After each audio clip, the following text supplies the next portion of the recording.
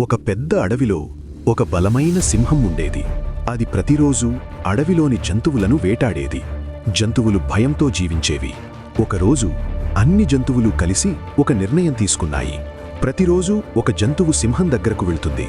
అలా చేస్తే మిగతా వాళ్ళు బతుకుతారు అని నిర్ణయించాయి. సింహం అంగీకరించింది.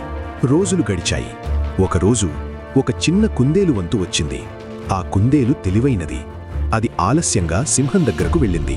సింహం కోపంతో గర్జించింది. ఎందుకు ఆలస్యం అని అడిగింది. కుందేలు భయపడినట్టు నటించింది. మహారాజా, నేను ముందే వస్తున్నాను, కానీ మార్గంలో ఇంకో సింహం నన్నాపింది అంది. సింహం ఆశ్చర్యపోయింది. ఇంకో సింహమా? నన్ను మించి అని అంది. కుందేలు తల వంచింది. అది నది దగ్గర గుహలో ఉంది అంది. కోపంతో ఉడికిపోయిన సింహం కుందేలును వెంట తీసుకుని అక్కడికి వెళ్ళింది. కుందేలు ఒక లోతైన బావి దగ్గర ఆగింది. అదే ఆ సింహం అంది. సింహం బావిలోకి చూసింది. అక్కడ తన ప్రతిబింబం కనిపించింది.